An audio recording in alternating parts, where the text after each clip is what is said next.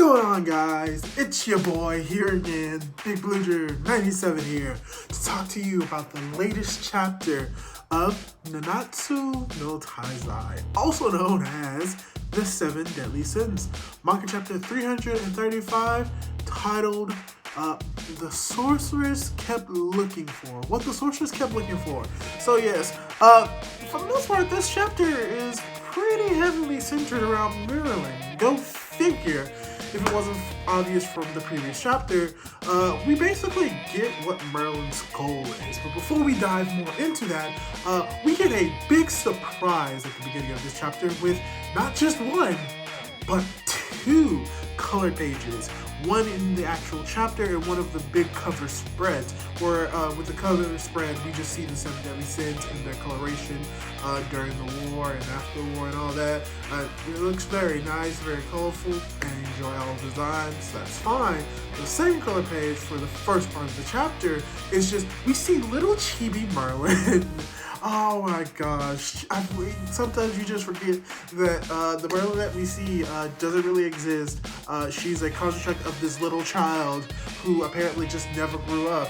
But yeah, but we basically get what is repeated again in this chapter. It's like when the age of gods is over with, when the devil and the goddess are finally dead. Basically, when all of these things are broken, the era of gods comes to an end, then the era of chaos will rise. And we get a little bit more of like, oh gluttonous child, learning for knowledge and love, you've acted admirably. As if someone is talking about Merlin to Merlin, as well as to us. So, this is probably something that comes up later in the chapter, but there's someone who has a bigger control of not just Merlin, but the story as a whole than we are led to believe at this moment. So that's something else that we'll talk about later. But immediately after that, we just cut back to the party where we see how shallow some of the holy knights are. Like, they're so shallow that they're like shallower than a pond. No, shallower than a puddle. Even worse, shallower than a cup. Like a cup of water. No, even worse. They are shallower than water in a bottle cap. And that is how shallow these people are. Because they just look at Merlin and they're just like, oh, dude, what happened to her face? Yeah, look at those scars. Oh man, that's so bad. Yeah, pretty face like that. Oh man, well then, she's not attractive.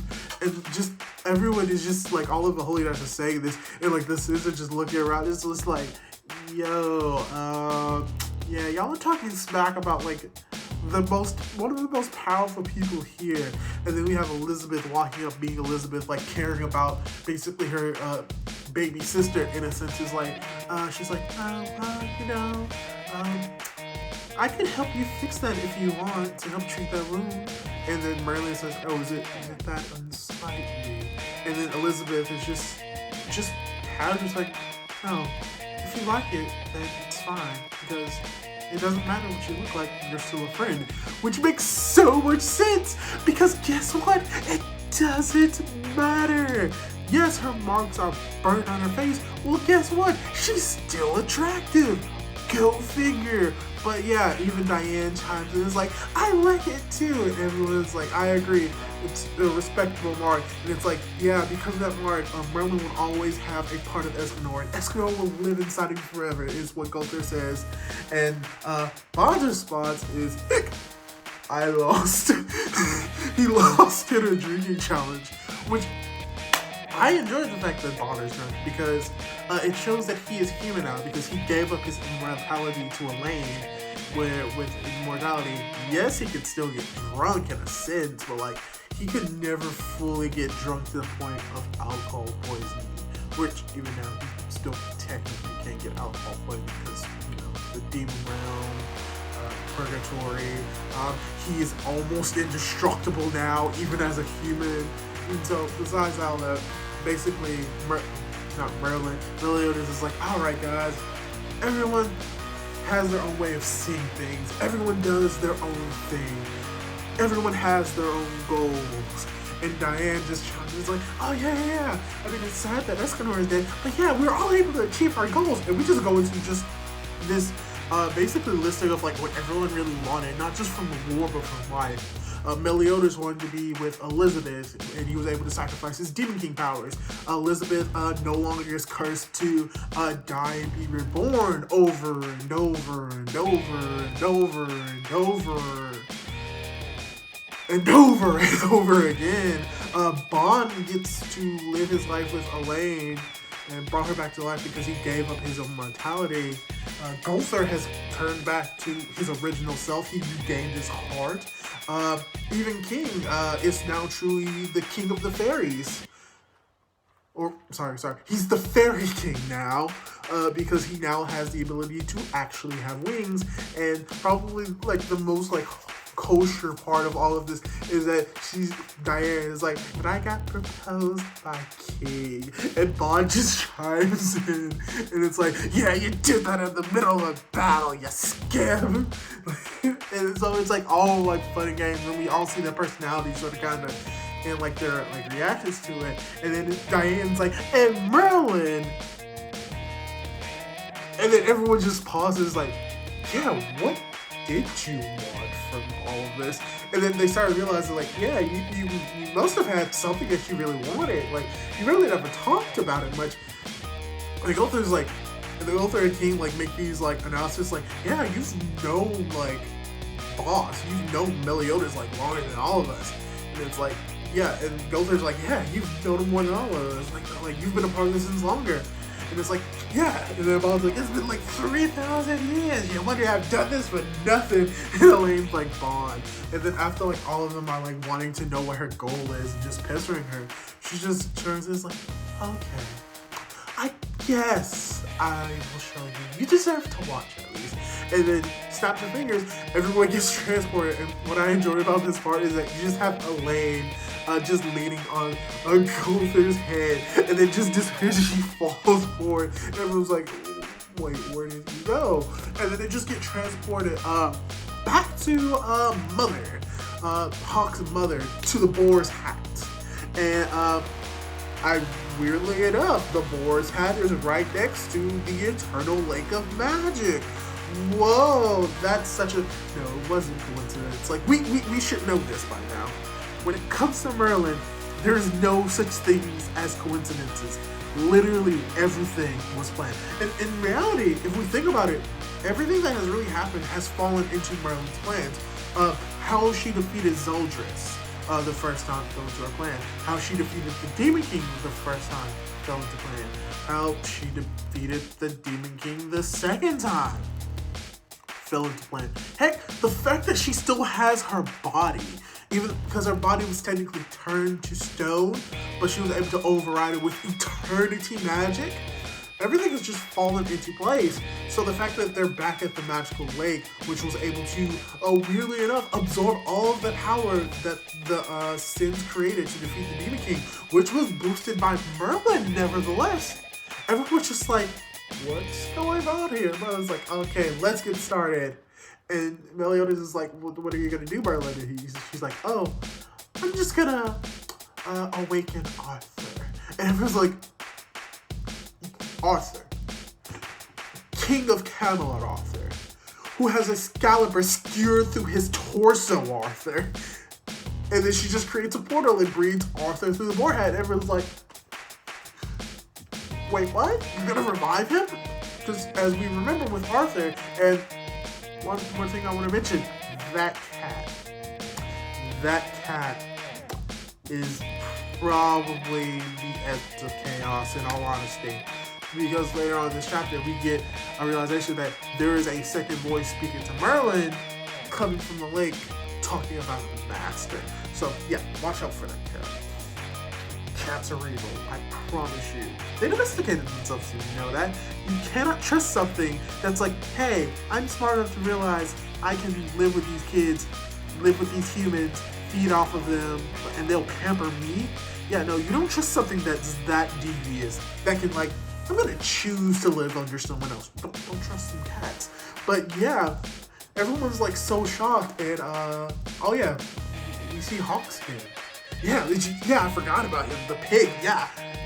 Yeah, he's crying, he's tearful, and everyone just comes to realize it. He's like, oh yeah, we did forget you. And the Huck's like, it's like, why would you, like, y'all forget me? And Elliot is like, sorry. And then Hawks is basically like, yeah, I came to, like, defeat the Demon King. But when we realized he was already defeated, I wanted to go home. But Mama wouldn't move. And it's just hilarious. And even with, like, Bond, he's like a pig. But yeah, it's just hilarious. But then, like, you get more, like, understanding of, like, okay, what's gonna happen now? What's happening to Arthur? And Merlin's like, the preparations are complete. And it's like, Princess, are you ready? And like, everyone's like, Princess? You mean Elizabeth Princess? Or apparently it's the lake. Because as soon as like she makes reference to Princess, thought bubbles come from the lake itself. And yeah, it starts speaking about its master, how it's finally come. And after a big old explosion and Merlin doing her Merlin-y thing, she says, yeah, the sword I thought would be the one to kill Arthur, but it's actually the one that will unlock the key to the lake. Now, open. And then just, you know, like in every other shonen type manga, there's a big explosion of power. And then all of a sudden, Arthur is back to life and everyone is just dumbfounded because he's also, you know, levitating on air. And like everyone's like, oh my gosh, Arthur's alive. And by everyone, I mean Diane because she is precious. She's like, oh my gosh, Arthur's alive. He's alive. Merlin did it. And Meliodas is just looking like, oh, something's not right here. Even Arthur realizes that something's not right here because he's alive. Because he had a sword skewered through his torso. You're not supposed to be alive after that. So he questions it. And then, as we know, Merlin goes into another exposition into this. Basically talking about, humans are weird.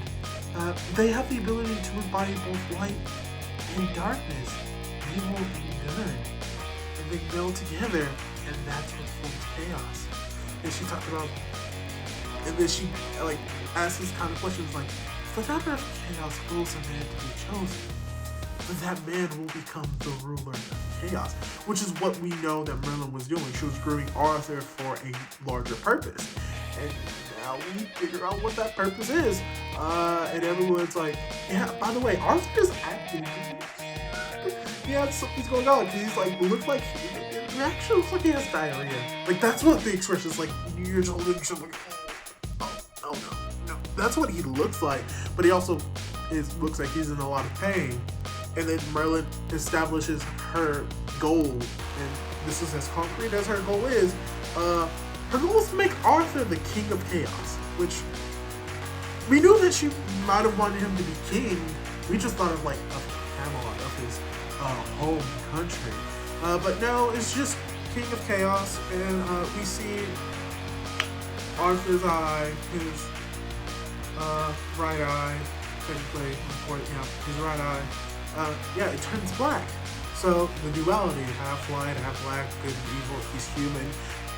Yeah. So that's the end of the chapter. All I can say is I should have seen this coming. This should have been obvious to me. I knew Arthur was gonna come back. I just never thought that it's very likely he may come back as an antagonist to the Sins, which is ironic because the first time that we meet Arthur, he does not appear to be antagonistic or like to be a protagonist for the Sins. He's just doing what he believes is right for his country.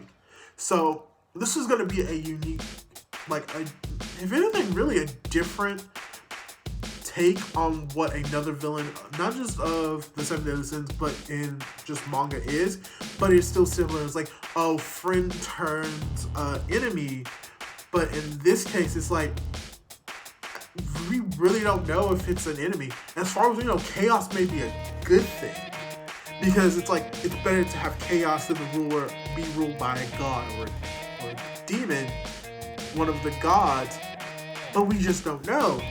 But this kind of confirms what I was thinking. Yeah, there's going to be a lot more 7 Deadly Sins than we thought. 7 Deadly Sins probably isn't going to be ending for like a hot minute. I'll give it like another year or two before we start wrapping up more. And let me just say, congratulations, you trolled us all. The mangaka of the 7 Deadly Sins, huge troll. Made us think that, yeah, this is the final arc of the series. They're going up against the god. Everything at the end has been resolved. Heck, literally had an epilogue chapter. And then that epilogue chapter literally killed Elizabeth. You are a troll. And I am enjoying this. If anything, what I enjoy most now from this chapter is just confirms the idea of like, oh yeah, this isn't gonna end. We still got a ways to go. So yeah, all in all, I think this is a really good chapter. If I give it a score, probably a 4 out of 5. Nothing like that was extremely out of the box, but I still thought it was very amazing. We got a little bit more of understanding of like what Merlin is doing. We still don't have an idea if she's going to be a direct antagonist in the series now, but we know that she had her own goals. We knew that she had her own goals, and that this was the 7 Deadly Sins was most likely a means to end. But it could be a sense of like, yeah, this is what I want to do, but now I just want to stop you because you're my friends or something like that. I just don't know. I can't really comprehend because this is something I haven't seen in manga, where it's like someone is like this much of an ambiguity that based off the tropes, you don't think that they're going to actually go through with their original plan. You think that they would change. But in the case of Merlin, no, this is what she looked for all the time. And the evidence is there that she was going to do something grand, which she probably is. We just don't know yet. We're probably going to learn more about it in the next chapter. Probably going to learn more about what chaos actually is and how it relates to Arthur and that cat. Well, hopefully you enjoyed this video because I enjoyed making it and talking about the 7 Deadly Sins. And I will catch you hopefully in my next review. Hopefully it's of My Hero Academia. And hopefully this time it's on time. But alright, have a good one, guys.